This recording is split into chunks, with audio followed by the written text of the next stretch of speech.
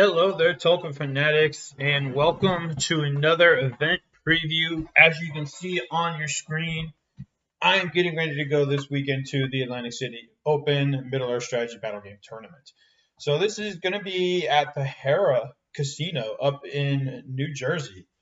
So in Atlantic City, New Jersey. So it's going to be the first time that I've actually been to a casino.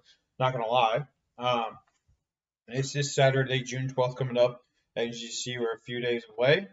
I'm looking forward to it. It's a 3-round, 700-point event, 2-hour time limits. They're going to give 15-minute warnings, as you see.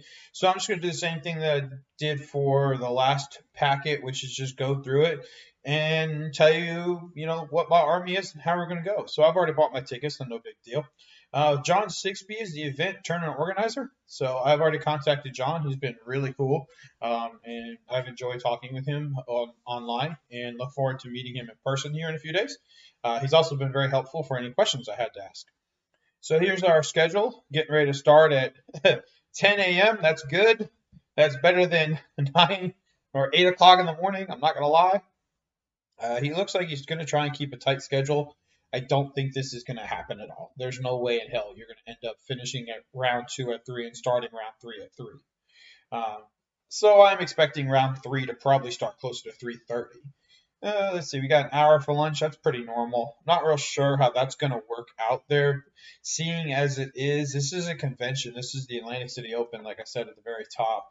So this is a big convention. I don't know if it's going to be like Nova size. I don't think so. But it's going to be Nova style. So there's a bunch of other games that are going to be there. Let's see if can I click? I don't feel like doing it. All right. I was going to show you guys some of the events that are there, but there's a bunch. I think there's like X-Wing, the typical Age of Sigmar crap, all that 40K junk that nobody cares about, um, plus some other game systems as well. So I definitely don't think this is gonna. We'll probably end closer to 6 if we're lucky. So that's cool. Let's see, just some specific stuff. A couple band models, Smog, Tom Bombadil, Goldberry, pretty standard. No red alliances. Yellow and green and legendary allegiance are allowed. That's cool. I personally don't think there's a reason to ban red alliances, just because of the fact that the new FAQs have made it pretty dumb to take a red alliance due to breakage. But maybe they have some local meta stuff up there in New Jersey where people are taking red alliances that are literally just breaking the game.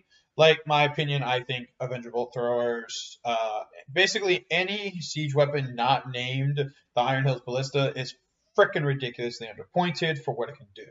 I mean, you're talking about some stupid crap that can literally kill Aragorn in one turn. Yeah, that's ridiculous. So maybe that's why they've got this red alliances, no allowance being allowed, because they've got somebody up there who's a power gamer and takes something like that. So I'm cool with that. If that's the reason, maybe they just like theme. Maybe that's why they want green, yellow, and legendary legions, because those are very thematic. When you have green, most yellows are pretty thematic too, and legendary legions are obviously thematic.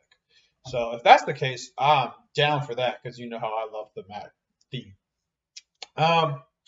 So we don't know exactly which 3 scenarios we're playing, but they have given us a heads up, so that's cool. Here's the 3 rounds. Possible scenarios for round 1: seize a prize, destroy supplies, or retrieval. Round 2: Lords of Battle, contest of champions to the death. And round 3 is Heirlooms, Ages Past, hold ground, command the battlefield. So I'm pretty sure, if I'm remembering properly, this is round 1 is objective-based scenarios from that pool. Round 2 is the kill the enemy scenarios from that pool. And then round 3 is the maneuvering scenarios. No, not maneuvering. Maelstrom. I'm sorry. Yeah, they're Maelstrom scenarios. So, yeah, I'm dead on the money. Yep, pool 3, objective scenarios. Pool 1 for Maelstrom scenarios, and pool 4 for kill the enemy scenarios. So pretty cool. Moving along, they have this thing where they want us to keep track of how many keep track results, also mark down the number of enemy leaders you have killed during the game. So I'm guessing just enemy heroes. And then they've got the new scoring system, which is 65210. And again, I've talked about this more than once. I'm not a fan of that scoring system, but if that's what they want to use, they have all the right to do so. I just think that in a 3-round event, it really, if you lose or draw in any game, you basically, if you're going to win, and I don't say I support this, but if you're going to win and you lose or draw in any game, you might as well not even bother to show up the rest of the event because there's no way in hell you're going to place with this scoring matrix. It's pretty much impossible. That's why I don't like it. That's why I like the scoring system I use. I think this scoring system might be better at a 6-round event, but that's just my prerogative and my thought process, and I'm sharper than the average bear. No, not really. I'm just kidding. So the lists were already due back on the 27th, so mine's been turned in. Some other crap there. Who cares about COVID? Fuck COVID. So that's pretty much everything. So let's go take a wee look at my list here. So like I said, 700 points, and I am choosing to take the Legendary Legion of Dunland. I bought this whole Dunland army, painted it up for the narrative scenarios that Dan and Joe and I did last year. During the last year when there were no events or anything, so we did a lot of narrative scenarios, and I think we did. I think we did 3 narrative battle reports from the Warren Rohan book using the Dunland models, and I've done 1 battle report, non-narrative style with Joe, I think at like 600 points. And I'll leave a link to all 3 or 4 of those scenarios I have. I'll go look them up and leave the links either in the cards or in the subject, the info area. So go check those videos out. They were fun games, fun army, but this is the first time I've actually had a chance to play this army, and I decided, I'm just gonna hoard it out. So as you can see, I'm probably gonna go ahead and give this Dunland Warrior a shield. I didn't even realize it, but I don't have a shield on him for some reason, and I have a point to spare, so I might as well give him a shield. So 46 models, 700 points, because I'm gonna give the guy a shield. Doesn't make sense not to.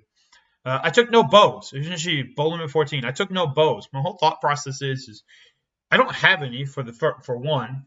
For 2, they're not very good because they're only strength 2 bows that hit on a 4-up, I believe, if I remember right.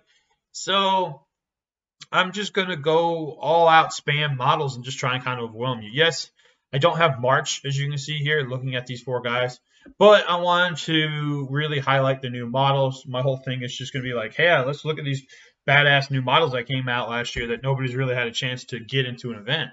So this is going to be my first event playing them, and hopefully they'll do pretty good. My goal is to win a game. If I go 1-2, I'll be happy.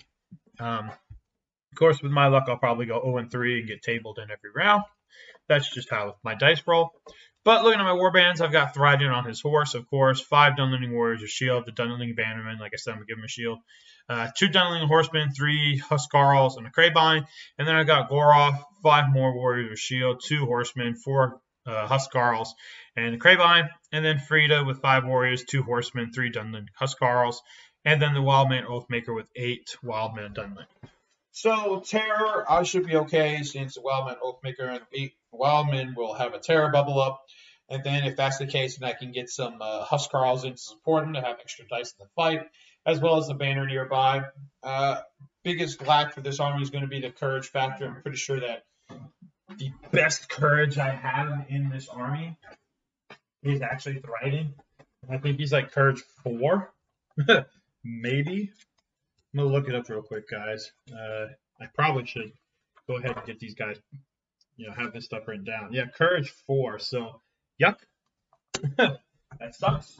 Not even gonna try and hide. That just sucks. So I am worried about terror armies, and I know that one of my good buddies who's coming to the event is playing a terror army, so I hope I don't play him, just because of the fact that I don't really have to want to deal with that. But if I do, who cares? It should be a fun game. He's a cool ass guy, and I love chatting with him and hanging out with him, so it'll be fun. Then I've got 6 horsemen that I can use to run around and grab objectives if need be. For example, what was that one scenario? Destroy the supplies.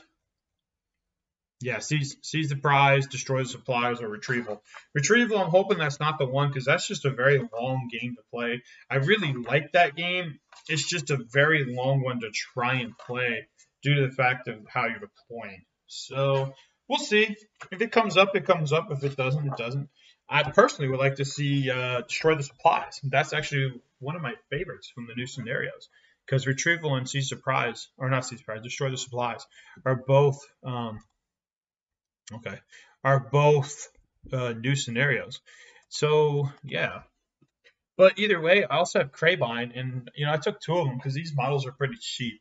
I think Dunlending Warriors are like 7 points base, so that's why I maxed out. And then the heroes are ridiculously cheap. So I'm not having a lot of hitting power with the heroes, but what I'm having is a solid fight or sorry, strength 4 army core outside of the Crabine, obviously. I'm not really counting them. And then the Wildmen are pretty weak. I think they're strength 3, defense 3, which is yuck. But that Terror Bubble can help me get into combats wherever I might need them to maybe just, stall a Witch King or stall some monster, stall something for a turn or two. Just make it harder for them to charge, make it harder for them to do stuff. That kind of good jazz. Let's see. That's really about all I can say. I've got to break the models out and get them packed up. So hopefully I'm going to tack on to the end of this a little show of like, hey, here's my army. This is what it looks like. And we'll go from there. But until next time, guys, take care. I probably won't be bringing you any content from the event itself again, just like when I went to Robert's event. This time I'm not going to be bringing boards. I'm just going to be straight up going there and playing. But I don't know exactly how much time I'll have free. Maybe I'll try and swing by early in the morning, but it's a 9.5 hour drive up there, so it's going to be a long drive Friday, and I'll be pretty tired. We'll see what happens, and then we'll go from there. So take care, guys, and I will see you later, and enjoy Tolkien Legendarium. Oh, wait, I shouldn't even bother to say that. So I'm going to show you my models. Well, hold on. Check out my army.